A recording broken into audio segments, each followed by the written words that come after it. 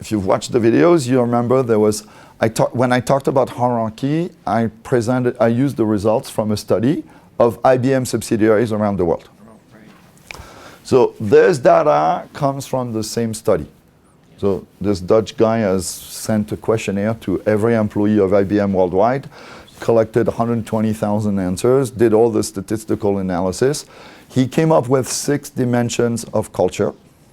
So in the videos, we talked about hierarchy, which he calls power distance. And the other one, another one, really important one, is individualism. So individualism measures the extent to which I consider myself as a self-contained entity versus the extent to which I see myself as a member of a group. So the higher the score on this chart, the more people will tend to think of themselves as self-contained entities. The lower the score, the more people will tend to think of themselves as members of groups. Now, the group people identify with will depend on the culture. So, in Japan, people will identify with the organization. You know, your Honda man or Sony man. In Somalia, it will be the clan. In Mexico, it will be your family. And so on and so forth. But the big part of thinking of yourself as a member of a group is that you will do, when you make decisions, you will make decisions based on what's good for the group, even if at times it may be against your own personal best interest.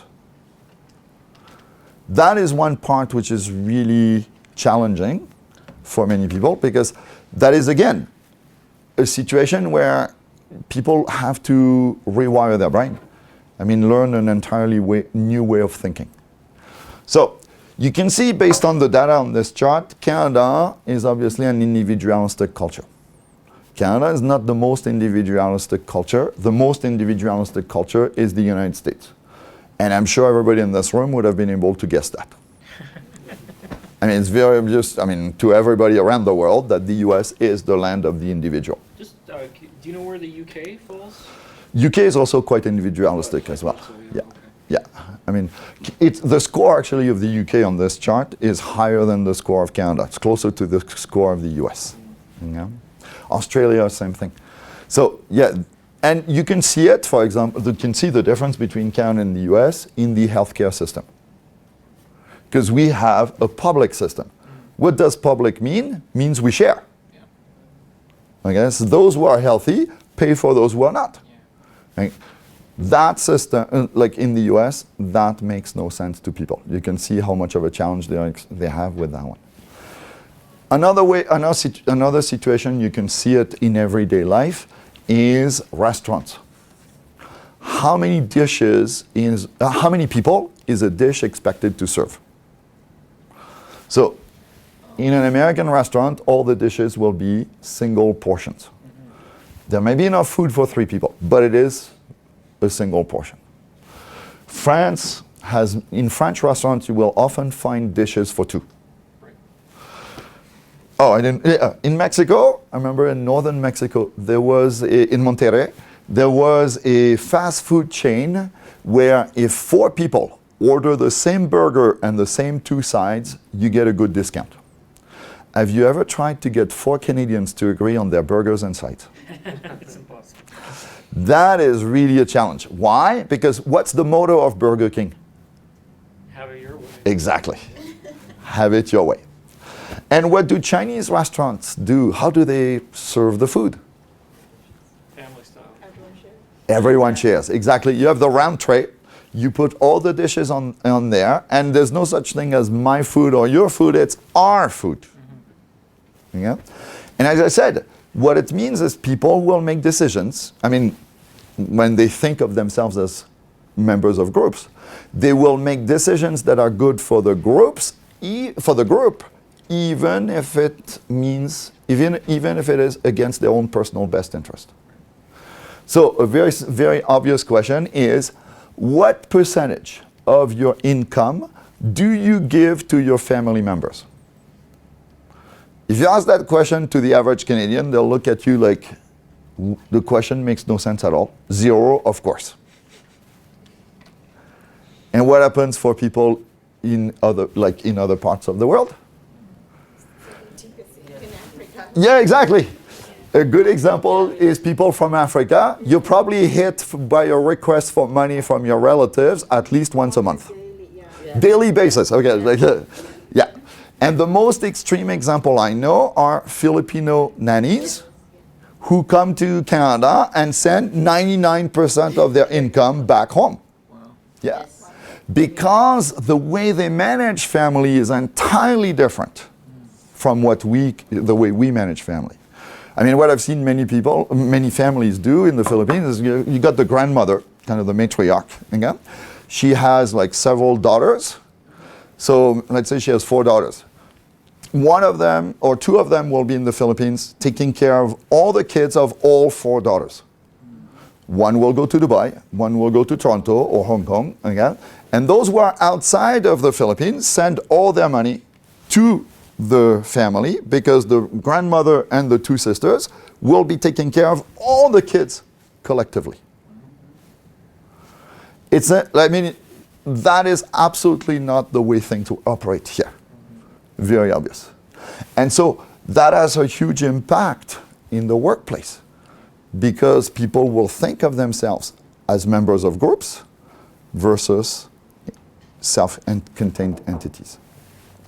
So when people say we, fundamentally, they identify with a group. They're talking about what the group did. So I'll give you an example. This is an important point, so I want to kind of illustrate it with a few kind of visual. So I didn't come up with this, okay? This kind of work of a lady called Yang Liu. So she's Chinese. When she turned 13, her parents moved to Berlin because I think her father was the he was in the diplomatic corps of China. Like he went to the Chinese embassy in Berlin. And she went there when her sense of identity was formed, so she's kind of bicultural. And she represents cultural differences between Germany and China with really very effective pictures or diagrams or, I don't know, pictograms, I don't know what word to use. And so for her, this is Germany, this is China. I'll just generalize it. Individualistic culture versus collective. I am far more important to myself in an individualistic culture than in a collective culture. What is important in a collective culture? It's we, not I. A friend of mine who is married to a Japanese lady says, in English, there's only one pronoun that is capitalized. I. All the others are lowercase. If you want to understand the collective mindset, you got to think it the other way around. We is capitalized. I is lowercase. See the difference? Another way of illustrating the difference is like this. This is probably one of my favorite pictures. What do Canadians, what's the reaction of most Canadians, like people born and raised in Canada, when they see a picture like this one? I'm sorry? Onai? Vanity? Vanity? No, not vanity. These ladies look the same. Yeah. That's the first reaction of virtually everybody when I show that picture. Okay? Well, so these ladies are all preparing for a job interview. Now you'll notice 2 things. How many of them there are? You're one of many candidates, right? Yeah. So you have a lot of competition. How much personal space they get? Very little. And these ladies are actively trying to look the same. They have the same uniform, they have the same hairdo, they have the same makeup. They're actively trying to look the same. Even in situations where people have to wear a uniform in North America, what happens? They quite often try to individualize it. Look at WestJet flight attendants. Again, they all have to wear the same uniform, but they all wear their scarf a little differently. Yeah. Or they will have a pin, or they'll have something to differentiate themselves. So that is the individual versus the group. Make sense to everybody? Yeah. Now, here, again, if you go for a job interview, you do not have a choice. Okay? You will follow the process the organization wants you to follow. Okay? You can't really negotiate with them. Here's a situation where people have chosen to do something as a group in a context where Canadians will probably never think of it as doing it as a group. It's weddings. This is a group wedding in Korea. So these like 100 couples are getting married at the same time. That is, and nobody's forcing them to do this. Okay, I mean they're doing it out of their own free will. Okay? That, I will say, is probably the nightmare of the average Canadian bride. Right? Because in Canada, my wedding day is my day. It's going to be my way, and I am not sharing the spotlight with anybody. Well, these ladies have decided to share the best day of their life with 100 of their closest friends. Make sense to everybody? You can see the difference there. Right? And on the opposite end of the spectrum, you have this. Now, I couldn't get exactly the picture I wanted. So instead of this guy like standing with his arms outstretched, I want you to visualize him sitting on that ledge. He has the backpack. He's sipping a beer, looking at the background. That was a commercial for a beer called Labatt Wildcat. Why did Labatt choose a picture like this to advertise its beer? What messages, what emotions, what does that image communicate to Canadians? It's like freedom. Yeah, freedom is part of it. The guy can go anywhere he wants. Yeah, he's accomplished something meaningful. He climbed the mountain by himself. What else? Enjoyment. Right? He's rewarding himself with a beer, he's looking at the background. Life is grand, okay? I mean, this is a really fantastic moment of your life. What do people in collective culture see in that picture? Yes. Okay? I've shown this picture, well, I couldn't find... What was the answer? He's alone. So I've showed that picture to people from Singapore. And their reaction was, the guy is depressed. He's drinking to forget the fact that he's alone, he has no friends, and he's about to jump. That was their reaction. Okay? So, if you ever go to Asia, I mean, it's really striking. I've been to China, like the Philippines and Korea. I watch TV there. I don't understand a word of it, but it doesn't matter. What I've noticed is this. If you watch TV in Asia, commercials always show you a group of people enjoying a product or service. The idea of enjoying something by yourself makes absolutely no sense in collective cultures. Okay? It's like, and in English, we have two words, alone and lonely. These two words, in many other languages, translate into a single word. So, in French, seul. Whether you're alone or lonely, people in French use the exact same word. Spanish, same thing. I mean, imagine Portuguese, the same, right? There's only one word for alone and lonely. Why? Because the two concepts are not separated. If you're alone, you must feel lonely. Is everybody with me on this? Okay. In Romania, Poland, oh sorry, okay. Polish, same one word, okay. And that's true in many collective cultures. There's only one word because we don't differentiate between the two. I think the most extreme example I know is, remember this guy from China? So he was sent to Alberta by his company. It was a Chinese oil and gas company. And he was sent to Fort McMurray. And he's never been there. But he knows that people in Fort McMurray go camping.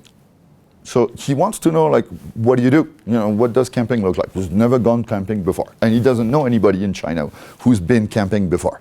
So, what do you do? What equipment do you need? Where do you go? And so on. How do you deal with bears? That kind of question. And after about 45 minutes of discussion about camping, he asked the really important question. Why do people go camping? It made absolutely no sense to him. Why is that? Well, in collective cultures, the worst thing that can happen to you is to be alone, because you're very vulnerable at that point. You need your group to be able to help you. So, where does that come from? This is an important point. I want to explain a little bit. I want you to think about this situation. Instead of immigrating in the early 2000s, you emigrated to Canada in the early 1900s. So you arrived in Alberta. When was Alberta, when was the province of Alberta created? Anybody knows? Like, when was the province of Alberta constituted? I think is the word they use, but I'm not sure. 1905. So in 1905, Alberta, ta-da, we have a province called Alberta. And before that, it was like part of the Northwest Territory. So what happened if you came to Canada in the early 1900s or late 1800s? Does any of you know what happened there? So there was a program. First of all, where did you come from? China to work on the railroads? Well, that was a very small percentage of the population. Most people were coming from Europe. Okay? Where would they land? Where were they coming? They were obviously... Yeah, they would land in Halifax or Montreal, very typically, and then they would take the railroad, assuming that it has been built by then, and go somewhere. And what happened? So at the time, there was a program called Homestead. So how did it work? So the way it worked was fairly straightforward. You arrived in Halifax and Montreal, you'd go to a government office, and the government person there would tell you, here's a piece of paper with your name on it. Like, it's the title to a piece of land. You have the coordinates of that piece of land. Okay? You pay $10. $10 at the time is, compared with today, like, it's a significant amount of money, but it's not a fortune. Okay? Many people could afford $10. So you pay $10. I, as the government, give you a bag of seed, because you couldn't bring them from Europe. That's not going to work. Okay? I give you a bag of seeds, meaning, like, you know, wheat seeds or stuff for your first harvest, and you have 1 year to build a house and 3 years to clear the land, and it's yours. How big was that piece of land? Does any of you know? Huge at the time. Well, it's still, yeah, it's huge, and it's still huge. It was what, a quarter section. What is a quarter section? So it's a quarter of a square mile, fundamentally. So what people would get, the piece of land the government would give people, is a square. Straight for, like, they didn't make things too complicated. Okay? You get a square, which is half a mile by half a mile. So if you, for those of you who are more familiar with metric, it's in round numbers, it's 800 meters by 800 meters. So if you think how this is huge, if you, like, in terms of, it's 64 hectares. Okay? 64 hectares is or in acres, it's 160 acres. This is huge. Think about in your home country, for those of you who come from other parts of the world. 64 hectares, I mean, in Poland, you're rich. Yeah. You're one of the biggest landowners in the country. Okay? In France, the biggest farm, well, I don't know now, but like when I studied it, the biggest farm was 250 hectares. That's the largest farm in the country. You get a quarter of that off the bat, right off the bat. Why did the government give such big pieces of land? Because it could have given more pieces of land if it had divided it into smaller pieces, right? Why did they give such large pieces of land? It gets cold. It gets cold in Canada, you may have noticed. So what does it mean? You need that large piece of land to grow enough food. Life in Canada before cars and central heating were invented, was all about surviving next winter. That's all you cared about. What will happen in 2 years from today, we'll worry about it next summer. One winter at a time. Weddings would not take place in the summer. Do you know when the weddings would take place? In the late 1800s and early 1900s in Canada? Unless it was a shotgun wedding, of course, but weddings would take place in the fall, around Thanksgiving. You know how much food you have for next winter. You know how much you can allocate to the wedding. Yeah? The other thing is, where do you put your farm? Well, I mean, if there's a river, you might put it next to the river, but in many cases, people put it smack in the middle, because this way I minimize my commute time. So how far is my neighbor? They've done the same thing. So I'm 800 meters from them, right? So 800 meters, you don't have a car, you don't have a horse. All you got is maybe a donkey kind of thing. So how far is 800 meters? Well, when it's minus 40, it's a big distance. You probably noticed, right? When it's minus 40, crossing the street is a big distance. So in the winter, you do not visit your neighbors. In the fall, in the spring, what do? It's muddy, so you can't really go visit them. In the summer, you can visit them, but what are you doing? Working. You're growing food and you're chopping wood. You want to have enough food and enough wood to survive next winter. So how often did Canadians see one another? Weddings, and every Sunday morning at church. That's it. The rest of the time, I'm on my farm, you're on your farm. We do not meet. We only meet once a week at church. So this is where individualism comes from. And it has a huge impact on two things. One, the need for initiative. Because if I have a problem, who is going to solve it? I have to solve my own problems. Otherwise, I die. Plain and simple. This is why initiative is so valued in a Canadian context.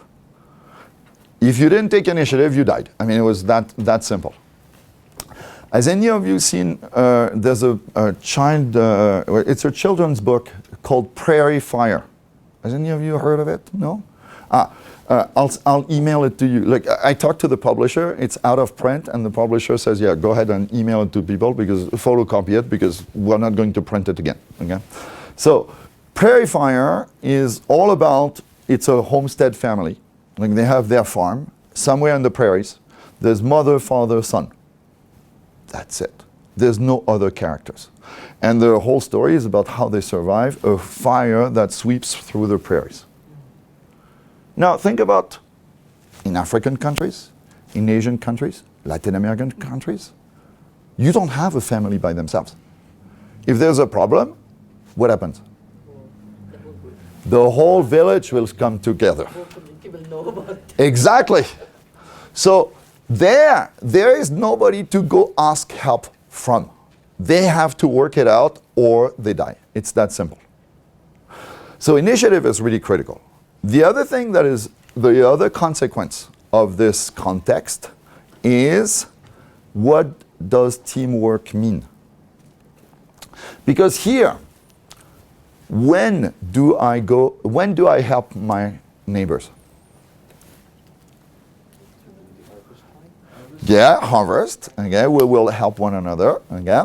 Now, how do I know that my neighbors need help? Well, there's only two ways I can find out. One, they come to my door and knock. And they ask for help. Then I will go and help. The other situation I will know they need help is I can see smoke coming from their barn. It's on fire. And they're going to need help. But these are the only two situations where I will know they need help. So therefore, unless one of these two things happen, I will take care of myself, and that's it. And that's the sense of, you can see it again in teamwork today. Because when will Canadians, help one another? Either you go and ask them, or it's very clear you won't be able to do it by yourself. These are the only two situations you're going to get help. Any other situation, there's no point. It's your responsibility. What happens in collective cultures? Yeah, you are expected to offer help. You're actually expected to help even if no help is asked. And sometimes the helpers impose themselves on Yes, sometimes people impose their help on others. You may ask, no, please leave me alone, kind of thing. Well, not in those words, but and people still help you. And how do Canadians respond to that behavior? If you try and help people without them asking for help, how will they interpret your behavior? You're interfering. It's going to be even worse than that in my experience. How will they interpret it? You're interfering? And the worst thing is, you're telling me I'm incompetent. By helping people when they didn't ask for help, the message they will read in your behavior is, you're telling me I will not be able to make it by myself.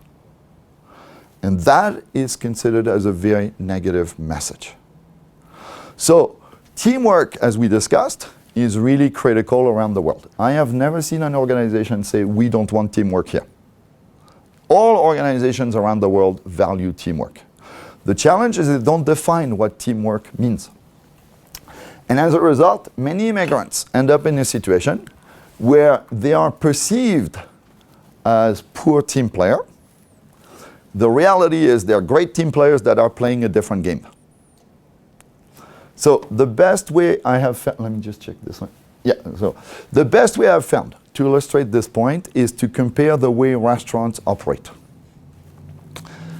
I'm sure you've all been to a restaurant like Kelsey's, The Keg, Milestone, Boston Pizza, places like that. If you are in one of these, let's call them average Canadian restaurant, and you call a server, who comes?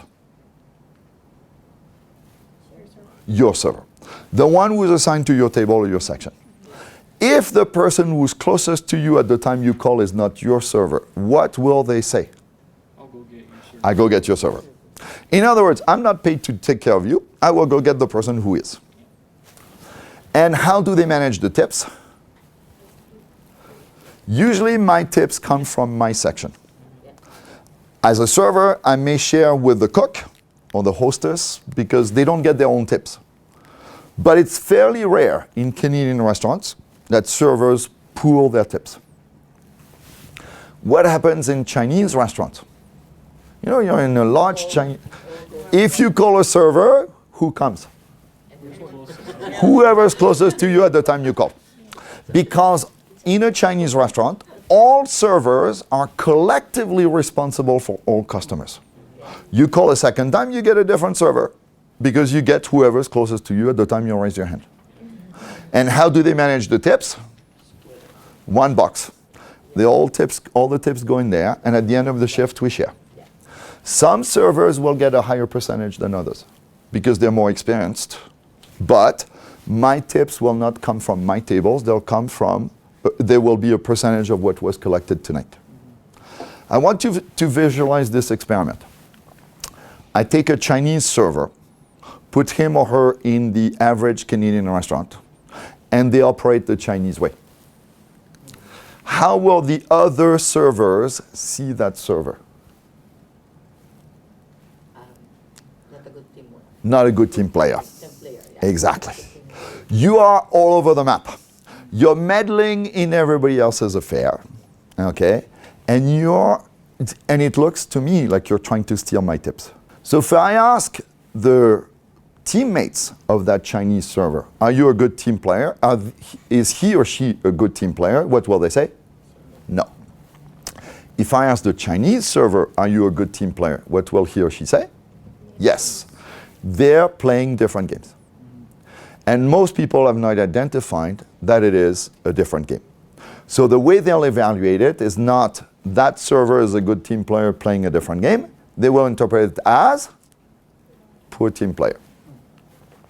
And what happens in Canadian organizations if you're labeled poor team player? You will have a very hard time because that is one of the critical elements in people's careers, particularly in the healthcare system. Because everything is done in teams in healthcare. Like you cannot operate by yourself.